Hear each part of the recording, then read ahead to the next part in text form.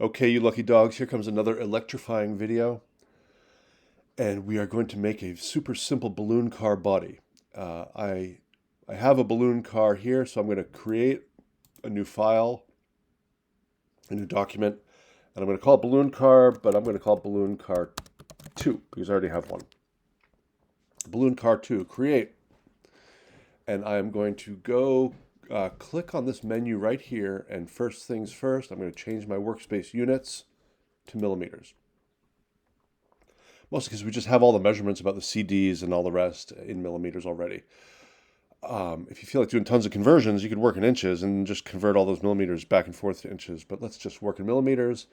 I'm going to look at the top plane, and I did a concept sketch.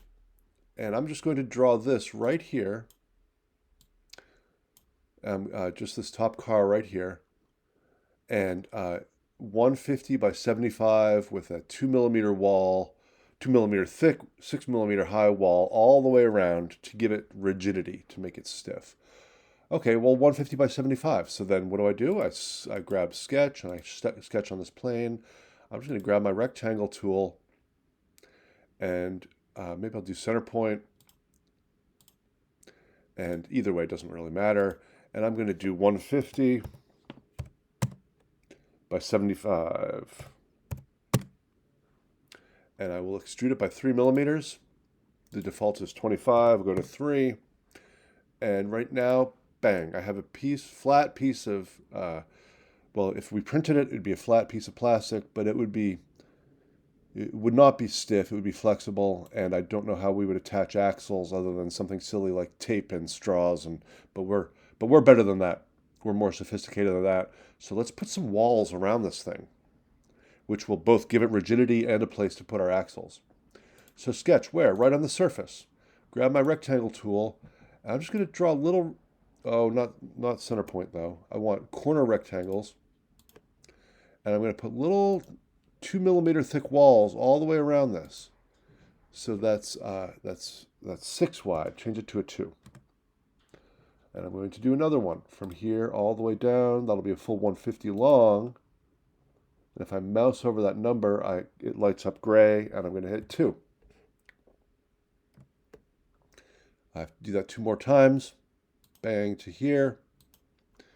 And that's going to be, it's already gray. The width is gray at 5.36. I'm going to change it to 2. And one more of those. Full length. And it's 150. And if I mouse over that number, it's at 12. Change it to 2. Okay, I'm going to extrude what I just drew. Again, the default is 25. We don't want it to be a full inch tall. We're looking for more like 6 millimeters tall. Good. So there's, now if we print it, it's going to have some stiffness because it's got those walls to help it stiffen up. If you wanted to give it even more stiffness, you could add a stringer, just like the same wall, right here and here, or something like that. That would give it even more stiffness. Wow, we're here. Why don't we do it? And in fact, I'm going to show you a trick. I'm going to sketch on the surface. I'm going to grab a corner rectangle, and I'm going to put it about here. And I'm going to make it 2 wide again, edge to edge, and change that to a 2.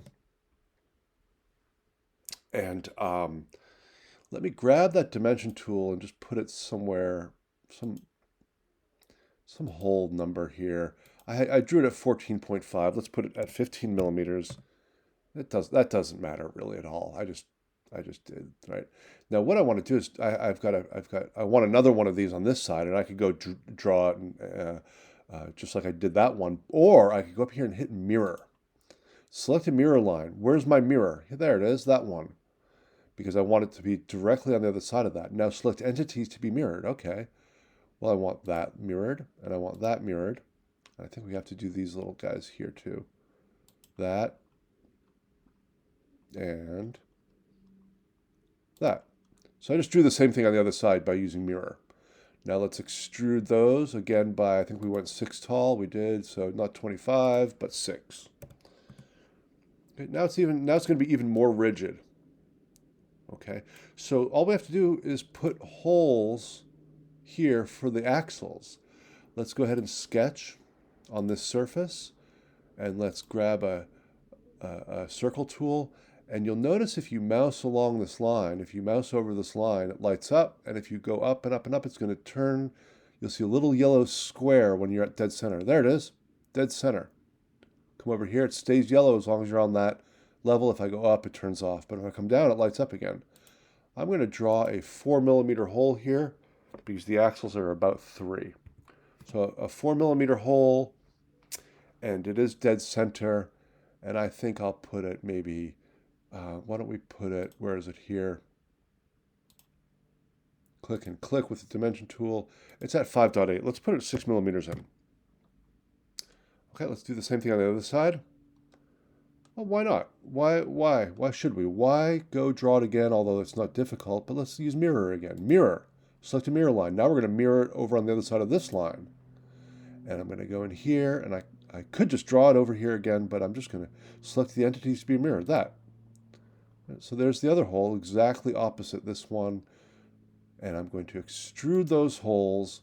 I'm going to remove the material. I'm not going to go blind to 25mm. I'm going to go through all material, and I'm going to hit check, and I've got my car body. Okay, I've got holes where I can slide my axles right through and attach the CDs to those. There's the simplest car body yet, and I will do another one which has a little bit more complex shape. It'll be a separate video though, so we can keep this one nice and short. That's it. Over and out.